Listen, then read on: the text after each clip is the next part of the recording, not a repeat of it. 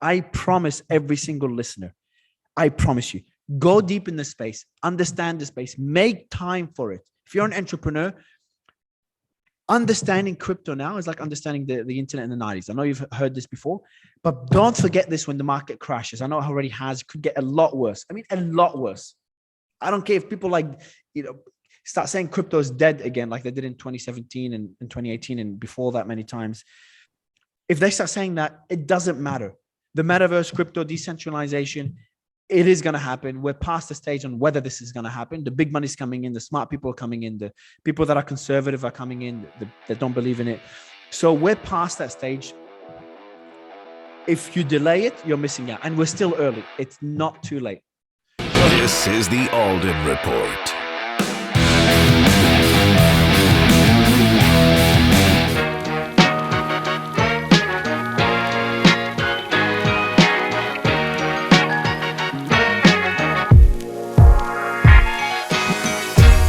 All right, my name is Mike Alden. We are here in Blue Vase Studios, and I tell you, I'm super excited. I'm super amped up. I got my Blue Vase t-shirt on. I got my 99-cent glasses, of course, but I actually need them because the lights behind me are too bright. I got my Wicked Happy hat on. I'm super, we got lights blinking in the background. The backdrop's purple. Look at my hair. My hair's all crazy. I haven't even been to the gym yet. I haven't even showered yet, but I wanted to get into the studio because I wanted to tell you what we're doing. We've been at this for 7 years. 7 years providing you value each and every week, providing you value that, with some of the biggest names in business have been on the Alden Report, and we do it for free, and we want to reward you. We want to reward our subscribers, the old ones, the new ones, and everything in between. We're going to start by giving away something each and every episode. Things like, I don't know, $100 Amazon gift cards. What about this? What about like cold hard cash? Not just 100, maybe hundreds. Maybe it's going to be hundreds of dollars. It could be just a $100 bill, or it could be hundreds. What about things like this? This right here is really special. My fingerprints are all over, but that's okay. This right here, 10 ounces of silver. This is 10 ounces of silver. It's worth about $230 right now. By the time you probably get it, it'll probably be worth a lot more because with the way inflation's going, it's going to be crazy. Now, what about things like luxury items? What about luxury items like this? Okay, it's a Breitling. Okay, Breitling Bentley. Breitling Bentley. See the Bentley right there? Maybe it's going to be actually my watch. Who knows? Maybe you'll get that. What about things like Apple watches or PlayStations? We're going to be doing that each and every episode, not each and every week, each and every episode. Well, what do you need to do? Well, you obviously need to be a subscriber of the Alden Report. We need you to start there, okay? Now, whether that's on iTunes or Spotify or obviously YouTube, we're going to be actually weighing YouTube a little bit more heavily. So we need to make sure that you subscribe on YouTube. Now, each and every episode, what do you need to do? You need to like we said before, you obviously need to subscribe. You need to share, and you need to comment. Like, subscribe, share, comment.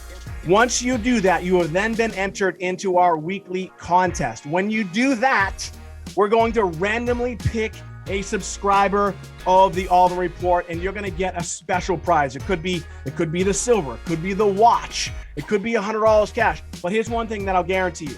Each and every winner is also going to get the 99-cent glasses. We might even throw in a Wicked Happy hat. We want to reward you for the things you've done for us. We're going to continue to do some amazing things here in the Alden Report, and we want to thank you for your continued support. Again, my name is Mike Alden. This is the Alden Report. We're right here in Blue Vase Studios, and I can't wait to give you a prize.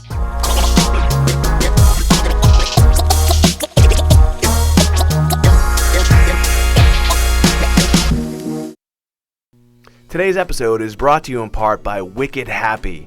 The way you live your life depends on your outlook, and theirs is simple. Be Wicked Happy. Wicked Happy provides you with apparel to make you smile. So if you want to be wicked happy and you want to look wicked cool, then visit wickedhappy.com, and at checkout, enter in the code RADIO for an additional 15% off your entire order. Again, visit wickedhappy.com, apparel to make you smile. This is the Alden Report. All right, my name is Mike Alden. We are here in Blue Vase Studios. I'm rocking my 99-cent glasses, of course. They're a little scratched up. I did get some backup ones that I'll probably throw those on at some point, but I still think I look cool with these. Again, we're right here in Blue Vase Studios, and I tell you, I'm super excited, as I always am. For the people that come on the Alden Report, again, real people doing real things. My next guest went from selling blenders door to door, which, by the way, I'm going to spend a lot of time talking about this with him. He probably doesn't realize that. Selling blenders door to door, to having businesses in over 40 countries, to be an authority in the world of crypto, to be a kind of a front runner in the world of NFTs, all while also having fun and also following his passion of being I think it's pronounced bachata dancer as well. Please help me welcome Mario Nawfal. Mario, thanks so much for being here, man. Man, I appreciate being here. Thank you. When we go way back since the Clubhouse days. The Clubhouse days. I'm still kind of on Clubhouse, man. I think when you left, it was a good time. I mean, it's changed. It's people are really trying to figure out a way to monetize their time on it. And it's just, people are sponsoring rooms and then, they kind of have unfettered discretion on what they want to do. It's a different place now. So thanks for coming on. So yeah, we met on Clubhouse. I was just listening to a podcast with Tony Watley, who also we met on Clubhouse with you on there. So man, let's just start out with, I was reading your bio and I love the fact that you were selling blenders door to door. I know that you also had some disruption in your family life at an early age. Your family kind of lost a lot. Let's start there. Let's start with, why did you start selling blenders door to door? I didn't plan for that. So I was at university. I started doing banking and finance in Australia. And then I saw a video of a guy. I met him again on Clubhouse, funny enough. He randomly rocked up to my room. His name is Farah Gray. He's apparently an influencer now. He's got a big following. And he's an African-American guy from the US. And the video was about him reaching his first $1 million at age 14. That pissed me off. I'm like, Jesus, like he did it at 14. And I thought, you have to go through the process. I didn't know what entrepreneurship meant to become a millionaire, in your 40s, 30s, 40s. So I immediately dropped out of university in the second year, even though I was doing really well. And I got the first job I can get my hands on. Turned out to be door knocking because you only get commission. So that's how I ended up door knocking, which is way outside my comfort zone. And I like how you said, we're gonna focus on that, because the value that I got door knocking is what got me, to speak at, events around. I'm speaking at the World Economic Forum next week, speaking almost every week.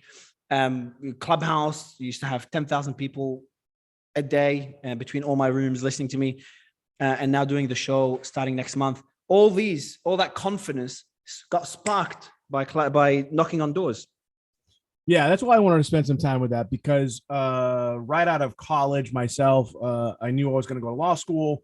I was poor still, and I needed a job. And there was an ad in the newspaper to sell cars, sell Lincolns actually. And I knew I wanted to go to law school. I knew that there was a negative kind of connotation to that, to selling cars, but it was the greatest thing that I did. And I have a friend of mine who was a very successful lawyer, went to Harvard, and he sold Kirby vacuums door to door. And what he learned, and all the successful people that I know that have started out like that, the sales skills that you learn from that type of activity is, like you said, it's invaluable, right? Yeah. So Tim Ferriss, in his book, Tools of Titans, he interviewed someone, and something that Tim Ferriss concluded after interviewing a lot of people is, he said he can measure someone's success by the number of uncomfortable discussions they have. I can, paraphrase this and say, you can judge someone's success by the number of uncomfortable things they do. And door knocking is uncomfortable as, I don't know if I can curse, very, absolutely, very brother. uncomfortable. Come on, man. I'm from Boston. All I do is swear. Uncomfortable as fuck, man. Like sitting there, knocking on doors and being kicked out. And I had guys say to me, hey, do you see the door behind you? I'm like, yes, sir. Like, walk right back out of this. So that is tough. And remember, I started door knocking at age, 19 or something, 18, 19, 20, and then cold calling as well. And I didn't speak English till the age of 11 when I migrated to Australia as a kid. So I had to learn English. I was a very private person. I had to get outside that comfort zone, that little bubble. I was a very proud person as well. I had to shit on my pride to be knocking on door after door, selling water filters before blenders. That's, it helped me get to where I am today. And to this day, I do uncomfortable things. Like, tomorrow I'm going to do a workshop here in Dubai at a big festival. It's going to be a lot of people around me filming me because my hobby is dancing. And I do this, every month. It's still uncomfortable for me to do this and being filmed, dancing and all that attention. Or, I'm speaking on stage again next week, and I do this almost every week. The first time I did it last year, speaking on stage. Clubhouse is different because Clubhouse, you're hiding behind a screen or the AirPods. Now it's on stage, people filming you. The first time was very uncomfortable, and I don't need to get uncomfortable anymore. I've got money, I've got a comfortable life, but I still push myself. And every time I get uncomfortable, there's some sort of progress in my life. Yeah, it's really interesting. And, this whole concept of being comfortable with being uncomfortable. I talk a lot about it. Nobody likes it though, right? You have to be a sociopath to enjoy being uncomfortable, right? Like, I mean, do you like you said, it's not really a good feeling, is it? I hate it. I still do cryotherapy almost every day. Where you go into that chamber. It's so fun, dude. All right, keep going. You do it as well? Yeah. I have a video of me on Instagram doing it. Yeah. I do that almost every day. I do a lot of biohacking stuff, and some of it is really painful, very painful. I have to take a lot of painkillers. And what I did like 2 weeks ago is everyone in my family lost their hair. They don't have hair. I have more hair than I need. So what I did a week ago is they cut a piece of my skin here and then start, stem cell injecting it here so I don't lose hair. That was painful. So I hate discomfort. I hate the cold, but I always push myself to do it. And the feeling after you do it, ecstatic. It's like a high that you get. I love it. Do you feel as though that it's necessary? Because I talk a lot about pain. And I feel like pain is one of the necessary laws of success. A lot of people don't like to talk about it because it's just painful. But do you feel like in order to truly progress, in order to be successful, that you have to go through pain? And whether that's physical pain, like you're talking about, like sitting in the cryotherapy chamber and like, the first minute's not that bad. Second minute's getting a little uncomfortable. Third minute, now you're like, I got to get out of this thing. And then, like you said, you get out and you feel great. With business and just personal development, do you feel like it's a necessary evil, so to speak? The book that I've recommended the most is called The Obstacle is the Way by Ryan Holiday. It's a Stoic book, because your ability to get through pain, to get through hardships, is a massive edge in business. Because, two people, same path, all else being equal, they hit a hurdle. Who succeeds? The one that continues after the hurdle, and how you continue. The Obstacle is the Way really is a great guide. I've been living like this for a really long time before even reading the book. And I've got multiple stories. I'm sure you do. I'm sure every entrepreneur has multiple stories of extreme pain running or starting a business, as in pain that some people start feeling suicidal at times. I've never been down that path, but I've heard many that have. Your ability to get through this will not only give you an edge in business, but gives you an edge in life. Yeah, I appreciate you sharing that, and you and I met on Clubhouse, and I remember listening to you in all the different businesses that you've been in or been involved in. And you seem to always be kind of like ahead of the curve. Your fingers on the pulse, so to speak. You're aware of what's going on in the world. But, let's talk about some of the businesses that you have. I mean, I think I remember you talking about, you had a confectionery company, I believe. I think you maybe, you owned a nail salon. But you were trading BitClout. You're now you're in the NFT space. You remember BitClout, man? Yeah. Of course, I remember BitClout. I forgot my key, by the way, so I can't get that. I had it somewhere. I had it written down somewhere. But so let's talk about again. So here's the thing. First of all, how old are you? I'm late 20s, man. Okay, yeah, because people might think you're like 16 because you look really young.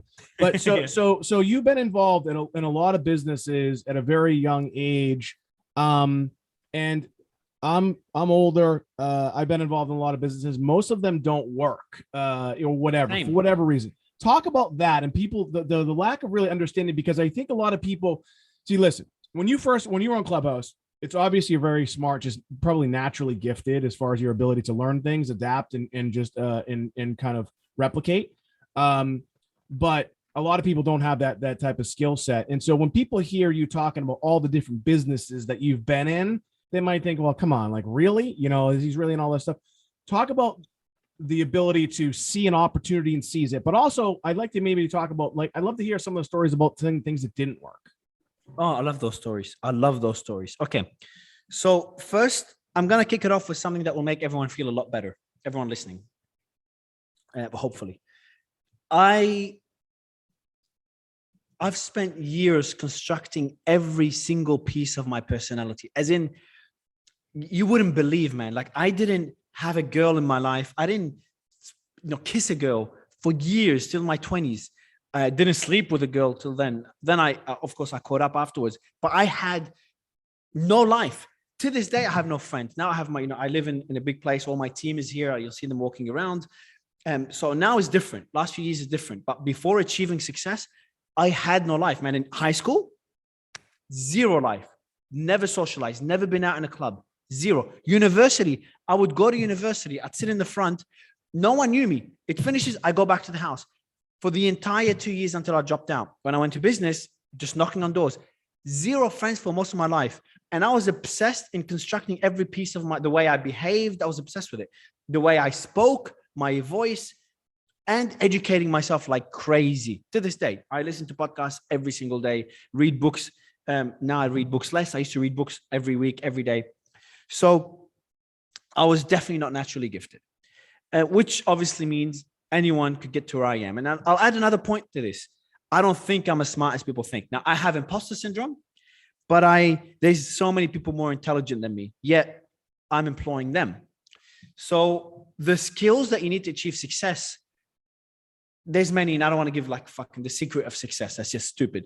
But the basics, doing the right thing at the right time. That's to these two core points. If you started crypto in 2014, you can be dumb as a rock, but still make a lot of money. All you have to do is buy Bitcoin and forget about it for 6 years. And you'd be one of the wealthiest people in your circle. Okay. Now, failures are so damn common. I remember a few years ago, I was in Germany. I remember the exact day. And I was looking at the German zoo from my hotel room. I'm thinking, man, like, look at my life now. Like, I'm traveling every day, not every day, every few days I'm on a plane, as in I fly a lot. My passport finished more than once. So I'm always on a plane and I'm untouchable. I can do anything I want and I'll always be successful. I had an e-commerce business back then, the first business I launched, which exists to this day. It's called Fruity. That's one that's in over 30 countries, 30, 40 countries. And I don't manage it. It's doing really well. But I failed so much afterwards, to an extent where there was one year in 2018, Fruity almost went bust because I got screwed by a supplier, but I should have been ready financially. I didn't do my books properly. And then a few months later, my crypto consulting firm, which is now one of the biggest incubators called IBC Group, almost went bust because I got scammed. I lost millions. It was a really bad scam, pretty well known in the crypto space. I got scammed badly. So I have I've launched many businesses in between that I can name them. There's one business, there's too many to name, man. My first business that failed was like photographing. You know how you have your wedding photographers? It's a good idea, really good idea. Sure. Why doesn't anyone film or take photos of their engagement when you propose to your partner? How cool is that moment? Well, why isn't it professional? I don't know if there is now, but years ago that didn't exist. I'm like, man, that's an incredible idea. I did it. I failed. I only had one client. We did well. The entire business, I closed it down. And I had I had shiny object syndrome. I'd launched business after business. So many failed. What I learned is there's a great damn video by Bill Gross. If someone is on their phone or computer right now, Google Bill Gross, Gross, TED. He has a TED speech. Not TEDx, he spoke in TED. And the speech is one of the most recommended videos I've had. And I've actually spoken at TEDx and I've referred to his video at TED. He talks about, he's done a study, Mike, and he compared the importance of various factors for a business's success. A study, not his own experience. I hate people that give advice from their own experience because you're one person. Do a study of thousands of people. So he did a study. The number one success was not the business plan. It was not the funding. It was not the team. It was not even the ID. The number one factor that led to the most successful businesses was timing. YouTube in the 90s wouldn't have succeeded. YouTube, when it launched, which it started as a dating app, was perfect. Crypto in 2000 was a stupid idea. Now, there's a lot of hype behind it, and it makes logical sense because it's a new technology. The internet in the 90s. So if you launch a restaurant now, or you get involved in a space like, psychedelics, because I don't want to keep referring to crypto. very different industries. You can have the same skill set, but the success you have with the psychedelics is obviously going to most likely be a lot more. Doesn't mean you can't succeed with the restaurant. It's just a lot easier. And in business, you just got to keep adding blocks that make it more likely to succeed. So you depend less on luck. That's it. You keep trying to depend less and less on luck. Makes a lot of sense. In a second, I do want to talk to you about, what you're doing now. Again, when I first met you on Clubhouse, again, you seem to be ahead of the curve. And I know that you have a company that focuses on the NFT space. We're going public on the stock market in 6 days. One of my companies. Pretty cool. 6 days or 60? All right. Well, listen, we're going to talk about that. That's super, super exciting. Again, we're on with Mario Nawfal. Listen, again, I met this guy on Clubhouse. Clubhouse is still a great place to be if you want to meet interesting people, if you want to learn from people. But when I first heard this guy speak, I was just super impressed with his ability to speak and also his knowledge in business at, quite frankly, at a pretty young age. His story is interesting. He is the classic entrepreneur. He's also very candid and honest. Like, he talked about his own imposter syndromes. If you just listen, you talked about shiny object syndrome. I think as entrepreneurs, we all have, but he's also building businesses. He's employing people. He's a world traveler. He's changing lives. And he does it by having fun as well. He's a world-class bachata dancer. I think that's how you say it again. If you'd like some more information about Mario, you can go to marionawfal.com. It's Mario, Nawfal.com. You can check him out on Instagram at Mario Nawfal as well. Or you could just, like you say, you could just Google him. You could check out some of his speeches and see what he's doing. Today's episode is brought to you in part by Wicked Happy. The way you live your life depends on your outlook, and theirs is simple. Be wicked happy. Wicked Happy provides you with apparel to make you smile. So if you want to be wicked happy and you want to look wicked cool, then visit wickedhappy.com, and at checkout, enter in the code RADIO for an additional 15% off your entire order. Again, visit wickedhappy.com, apparel to make you smile. So yeah, NFTs, man. You mentioned 2014. I actually did get involved in Bitcoin in 2014. I'm looking at a book I wrote called Crushing Crypto in 2016. For me, it was like any good entrepreneur, I see an opportunity and I want to be interested in it and learn about it. I didn't understand it. Math is not my thing until you're talking about blockchain, which is really kind of math driven. NFTs really, to me, are just smart contracts. They're not really that different. But talk about really NFTs, why they're important. You got guys like Gary Vee that are, talking about how it's going to be, changing the cultural landscape. I do believe that NFTs are going to be important in the future, but talk about, what you're involved in and your take on NFTs. So before talking about the space, a lot of people love to talk about NFTs now. Now, I've been in the space since 2017, not 14, but very deep in the space. And I'm also the co-founder and CEO of a company called NFT NFT Technologies. And we have the ticker NFT on the stock market. So I should know a few things about the space. And I'll start with this. Most people explaining NFTs do a bad job at it. Because when I ask people what are NFTs, they immediately think of collectibles and art. But that's not what NFTs are. Now, crypto, smart contracts, as you said. NFTs is simple technology that allows something that's never been possible before, okay? In the 70s, even before the 40s, 50s, we have the transfer of electrons, okay? In the 90s, 2000s, we have the transfer of bits, the efficient transfer of bits, which is information. Now, as of 2018, we have the efficient transfer of value, of digital value, which was technologically impossible before 2018. What do I mean by this? This is my hat, okay?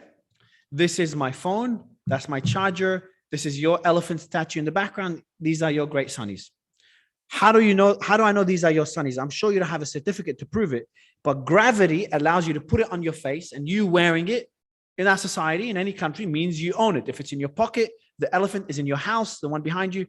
These items are yours because they're within your sphere of influence, whatever you want to call it, your physical sphere, whether it's in your pocket or in your house.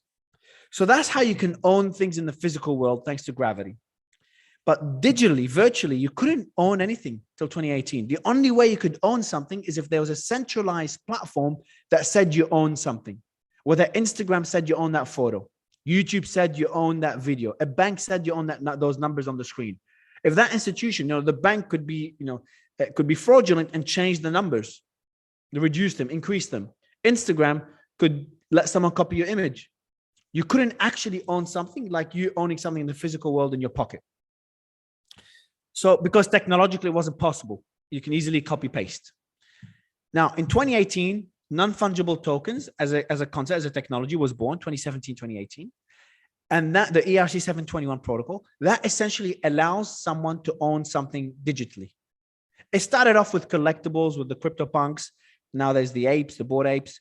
It started off with those collectibles, digital art, because that's an easy way to understand ownership. It's just an entry point. Imagine the amount of things we own in the physical world. All of them could exist in the virtual world, whether it's financial instruments, whether it's real estate, whether it's your ID, your data. All of this is unique assets you own in the physical world. And of course, fashion clothes, you wear fashion, high-end clothes to signal your Lamborghini. You can own a digital version of a Lamborghini to signal your wealth, similar to Bored Apes and CryptoPunks. So now you understand, everyone listening, you understand what NFTs are. Why is it exciting? Well, that's why you go to the concept of Metaverse. Metaverse, and it's an overused word, I understand, but all it means is a digital representation of the physical world. We're right now chatting, Mike, on Zoom. I'm not in your studio. I don't even know where you are. We're on Zoom. You don't know where I am. Instagram is the way, you knew how I dance. You've never been to the festival to see me dance, but you saw me on Instagram. So like Instagram filters are like the new makeup. YouTube is the new entertainment. The list goes on. Pornhub is the new strip club. So there's What's that last one? I've never heard of that. What's that last one? So there's digital versions of physical aspects, and we spend most of our life virtually already. What do you do in your life every day? You signal to the world a certain identity. You socialize. You connect with people. You create value, building a business. That's what you do every day. If you think of your day, anyone now, you do one of those things most of the day, other than survival, going to the bathroom, blah, blah, blah. All these things now we do in a virtual world. We do socializing on social media, entertainment on YouTube instead of TV. So we've already moved to that virtual world. The metaverse is essentially a more immersive version of that. And now NFTs, to conclude it, NFTs allow you to own things in that digital world. The same way I own things in my suitcase. Anywhere I travel, my things in my suitcase are my stuff. In the metaverse, I can move from one world to another, same way you move from one country to another. You move one metaverse to another metaverse in what I call the multiverse, like a whole digital ecosystem, like a galaxy. You move from one, or Earth, a version of Earth, you move from one metaverse to another, just like you move from a website to another, just more immersive. And you can have your own assets with it. In a game, you can move your gun. I don't know if you're a gamer. You can move your gun from one game to another. You can move your spaceship from one game to another. You can move your car, your clothes, your avatar, your assets, your event, whatever it is, any asset you have now, you can physically move it the same way you move assets in the physical world. That's why it's really exciting. And once you understand the potential that's going to allow, you'll understand why the space, ignore the fluff, ignore the pump and dumps, ignore all the bullshit. There is so much freaking potential. That's why I'm all in. I ignore all my businesses and I'm all in on this. It's so early and there's so much potential, and there will be ups and downs. When it's down, when everyone's scared, when the market collapses, it's when you should really get excited, when there's blood in the waters. I know it's a long answer, Mike, but I'm really passionate about the space. No, it's great, man. Again, in the early days, we'll call it early days of crypto, I've had, some kind of crypto guys. At Jameson Lop on. He's, kind of a crypto security guy. And I've had a few others on that really understood that space. And so it's great. I just really like to educate people about it. And look, your excitement is valid. The interesting thing, though, as I'm listening to you, you did a really good job of explaining what people feel like is a fairly complicated thing, and made it very, very simple. When I think about, Gary Vee talks about, NFTs and saying most of them are going to fail. And, when we think about the metaverse, I remember I got the Oculus and I was like, wow, it blew my mind. Although I had VR vertigo, it was pretty bad. But, do you think, and it's hard to think about this, but I think I know the answer, but I guess what I'm saying is, so when people don't understand something, they avoid it, right? They just avoid it. They act like it's not there. And now it's funny, you know, when Bitcoin goes to 60,000, everybody's chasing it. Oh, I want to get in now. Now it's down under 30.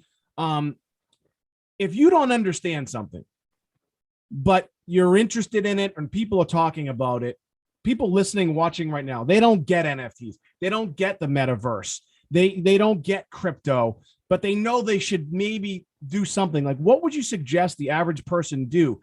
I mean, look, you have businesses that are involved in it and you're helping other companies and develop, but like the average everyday person, entrepreneur that's maybe doing something else, what do you say to them? Like, what should they do as far as, you know, paying attention to the NFT space or the metaverse? Okay, so there's two things people could do. The first one doesn't excite me as much. It should, because that's what my business does, is don't follow the hype and the get rich quickly schemes.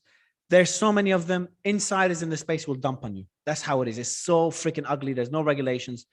Don't do that unless you're going to go really deep and understand it. If you do that, it's very lucrative. But if you've got your job or you don't have time or you're know, sitting on some money, invest it. Invest it in some blue chips. Don't chase some cheap stuff. Just the blue chips. Invest it long-term and forget about it. It's probably one of the best strategies you could do. Or if you want to play safe, you can go, there's index funds available. And that's what we do. The company I mentioned to you going public, NFT Tech, that's what we essentially do. We do all these investments behind the scenes because we've got all the access. And then people could just buy our stock and they'll have exposure. So that's why I'm excited about that company, because we offer a solution. People being able to buy shares on the stock market, very easy and relatively safe because the stock market vets the hell out of every business that lists. The second one is more exciting. Instead of just investing, is getting involved. And the question is, okay, I'm an entrepreneur like you, Mario, and I mean this. I want to get in. There's money there. What do I do? Well, look at me. I was an ecom guy, business to consumer, B2C. Never did anything in B2B. Yet I started an agency. The way I did this, I had a website explaining the whole process. The way I did this was essentially getting people around me that understood the space. And I was the guy that puts all the pieces together. I created the systems. I learned how to build a business, and I got the people that are developers, the salespeople, and put them together. I didn't really understand the space. It's very unfair. I didn't understand the space, yet I had a company called IBC making millions because I had people so much smarter than me that understood the space. I just knew how to build a business. And I failed. I did a lot of mistakes because I never built a B2B business. Now, it's you know how you have drop shipping in ecom, where you buy someone else's product and you sell it? It's similar to that. It's called drop servicing. Okay. I love the concept. I even created a website called Drop Service Mafia, dropservicemafia.com. I don't think it exists anymore. I think we took it off a few weeks ago because it was all free. I never charged for it. We had a lot of people join it. But in the end, I'm like, yeah, I just don't want people messaging me about it, asking for help. It's just too much. So I took it off. But essentially, I taught people on how to get people to deliver the service. And all you have to do is put the pieces together, get the clients, get the people, even get salespeople to get the clients and put them together. Now, that's the way to build an agency. It's a good starting point. More importantly, though, and something you could do long-term is just educate yourself. If you go deep in the space and really educate yourself, it's easier than you think. But I'll add, and that's pretty basic answer, it's too fluff. I'll add something that's better, okay?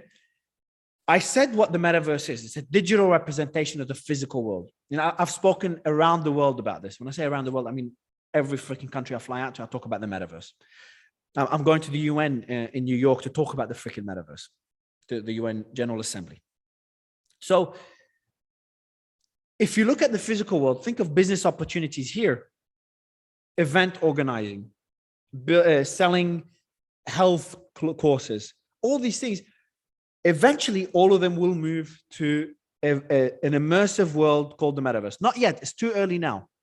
But if you start to learn what the metaverse is, start dipping your toes now, there will be a time where you can use your skill set you use in your physical world, even if it's a freaking restaurant. Trust me, there's going to be versions of the restaurants in the metaverse. Even there's now, in Dubai, I'm in Dubai now, there's actually a metaverse restaurant launched a few months ago. No joke.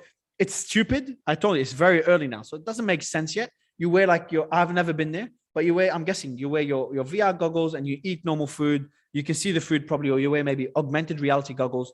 You can eat the food, you can see it, but you can maybe see dinosaurs around you. You'll see a beach with dolphins. I don't know. You're like eating it in an immersive environment. So that's like basic ways you're starting to get involved in the space. Learn it. And there will be a time where almost all physical aspects of physical life will move to the metaverse. And I can give you so many examples. It's interesting too when you talk about, again, we're on with Mario Nawfal. Again, if you'd like some more information about Mario and what he's doing and what he continues to do, go to marionawfal.com, MarioNawfal.com. You can check him out on Instagram as well. Just Google the guy. He's doing big things. Again, when I first learned about him on Clubhouse, he definitely seemed like he was ahead of the curve. So years ago, I went to a documentary in my hometown, and I sat down. It was called "All Things Shall Pass," and then the first black screen it said in 2009, I think that was the year 2009, Tower Records had 5 billion in worldwide sales. In 2011, they were bankrupt because they didn't see or didn't understand the CD. And they also didn't understand, what was going on in the streaming world. When you think about disruption in industries, again, you look at even like Blockbuster and, and now you talk about YouTube. I come from the television world, right? That's my world. And it's changed and disrupted like remarkably. Do you think that, I don't know, 10, 20 years from now, virtually everyone on this planet is going to be somehow tied to some version of the metaverse? It's already there. That it's just going to be a part of our lives? It's already there, man. Like we're already in the metaverse, in a digital representation of the physical world. I just call it the Web 2 metaverse. You're already on Zoom. You're already on WhatsApp. You're already on YouTube. You're already on Instagram. We're already in that virtual world. All that's going to happen is it's going to evolve without people realizing. People didn't realize when they were sitting on the internet on Web 1 looking at Wikipedia. They're now on interacting with people on social, having video calls. They didn't feel a sudden change. It just naturally evolved to that world. We naturally, if you looked at where we are today 20 years ago, you wouldn't believe it. You'd be like, that was a futuristic world. What are these white things in your ear? Those AirPods? What the hell is that? Why are people having it? I've got 3 AirPods. They're always in my ear. What is that world? So futuristic. It's like a spaceship with those little things in your ear. We evolved to where we are. In the next 20 years, we will evolve into a world where similar to Ready Player One, and we won't feel it as scary as we think it will be because it will be so natural and gradual. Why? Because humans, there's always some people that want to move quickly, they want to evolve, they want to disrupt, and others that want to stay comfortable, say in their comfort space. And those people are going to clash, and that's why things will move slowly because there's 2 different types of people. Some will be, trying to restrain it. They're slow. The late bloomers, whatever you call them, late adopters, and that'll be the early adopters. Wow, man, I know it's nighttime where you are, all the way from Dubai. Before I let you go, do you have any last thoughts? Anything you want to share with our viewers or listeners about what you're doing right now and what people should do to pay attention to what you're up to? Yeah. So if you've been in my rooms in Clubhouse back in the day, I always try to say, I try to end things with a way to bring value to people. So in this case, I'll try to say to people, I promise you, I'm an objective person. I'm self-aware because I've obsessed over these 2, personal traits for years and years to build them. Very pragmatic, and I don't get excited very quickly. I also, if I do get excited very quickly, I take a step back. And I'm also not all in crypto, and I've got businesses outside of crypto. Why am I telling you this? Well, because if crypto goes to 0, I don't care. A lot of the reasons people like crypto, I'm not that attached to it. I just see that as an evolution of society. The reason I'm saying all this is I want you to know that the feedback I'm going to give you now is purely selfless. I promise every single listener, I promise you, go deep in the space, understand the space, make time for it. If you're an entrepreneur, understanding crypto now is like understanding the internet in the 90s. I know you've heard this before, but don't forget this when the market crashes. I know it already has, it could get a lot worse. I mean, a lot worse. I don't care if people start saying crypto is dead again, like they did in 2017 and 2018 and before that many times. If they start saying that, it doesn't matter. The metaverse, crypto, decentralization, it is going to happen. We're past the stage on whether this is going to happen. The big money's coming in. The smart people are coming in. The people that are conservative are coming in, that don't believe in it. So we're past that stage. If you delay it, you're missing out. And we're still early. It's not too late. So if you take that one takeaway, it will do you wonders. All I ask from you later is just Google me, remember my name, Google me, and just send me a thank you message. I love those. I've had a few over the years, and I've got a lot of them on my website, hundreds of them. If you go on my, I think on my main website or on my it's on your main website. Yeah, there you go. Yeah, so there's so many of them. I love those messages. I usually post them there if I don't forget. That's the only thing I want you to do, and I'll add to it another thing more for the business. So NFT Tech, our company is going public in 6 days on the stock market. Our ticker is NFT. So if you're interested, that allows people to invest in the space without really going deep into the space. Is it like a safer way to invest? Well, that's the goal. So just go nfttech.com, nfttech for technologies.com. And more importantly, there's a newsletter there. So you can learn a lot by just subscribing and getting a lot of insight.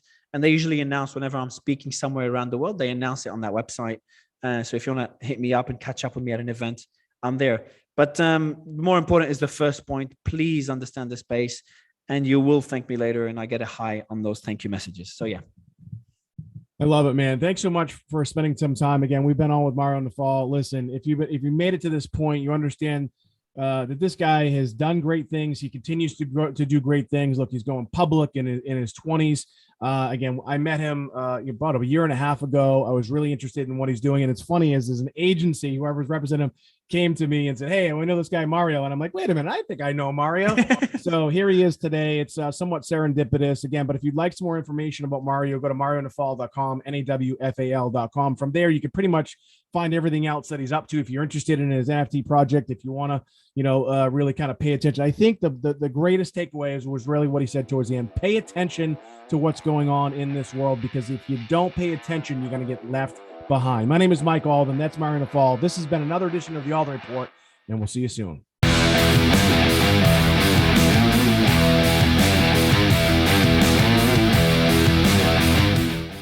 Today's episode is brought to you in part by Wicked Happy. The way you live your life depends on your outlook, and theirs is simple. Be wicked happy. Wicked Happy provides you with apparel to make you smile. So if you want to be wicked happy and you want to look wicked cool, then visit wickedhappy.com, and at checkout, enter in the code RADIO for an additional 15% off your entire order. Again, visit wickedhappy.com, apparel to make you smile.